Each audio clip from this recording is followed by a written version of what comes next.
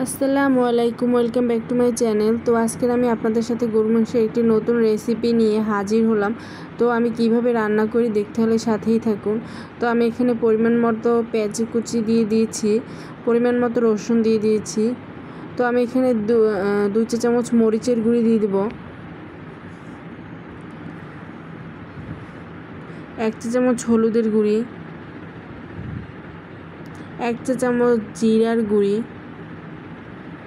তো আমি এখানে কিছু পরিমাণে শুকনো মরিচ, দারচিনি, এলাচ, লবঙ্গ দিয়েছি,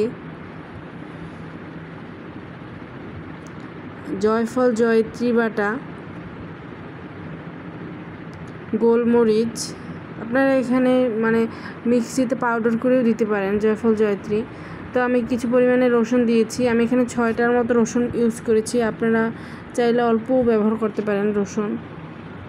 আমি এখানে পেঁপে বাটা দিয়েছি, তো মাংসটা যেহেতু ভালোভাবে সিদ্ধ হবে এর জন্য। তো আমি এখন মাংসটা হাত দিয়ে ভালোভাবে মেখে নিব, পরিমাণ মতো তেল দিয়ে দিব।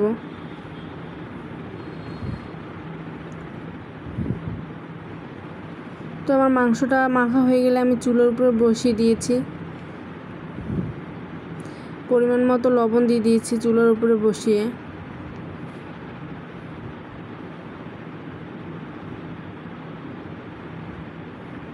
তো আমি প্রথমে মাংসের যে পানি বের হবে ওটা থেকে আমি মাংসটা একটু কষিয়ে নেব।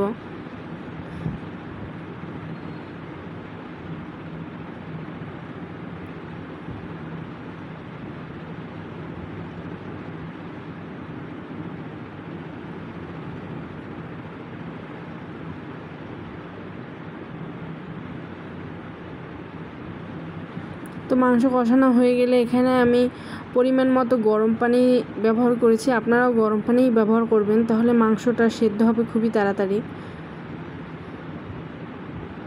তো আমি এখন ঢাকনা থেকে ঢেকে দিয়েছি।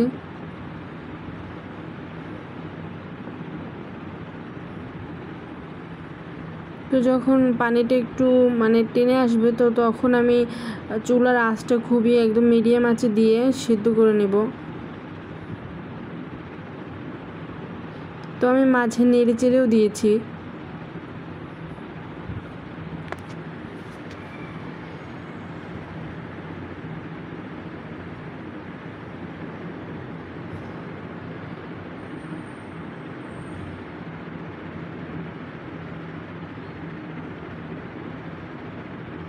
তো আমি আবার ঢেকে দিব। তো আমার এখন গরুর মাংসের ঝোলটা টেনে আসছে, তো আমি এখন আস্তে আস্তে কষিয়ে নেব।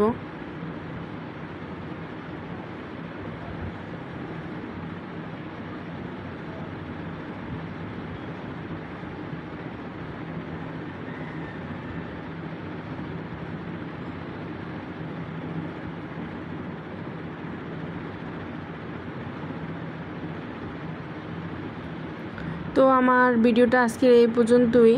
তো আমার চ্যানেলটি ভালো লাগলে like, comment, share and subscribe করে পাশে থাকবেন। তো আমি যে নতুন নতুন ভিডিও আপলোড করব, তো এগুলো তাড়াতাড়ি পেয়ে যাবেন খুবই। আল্লাহ হাফেজ।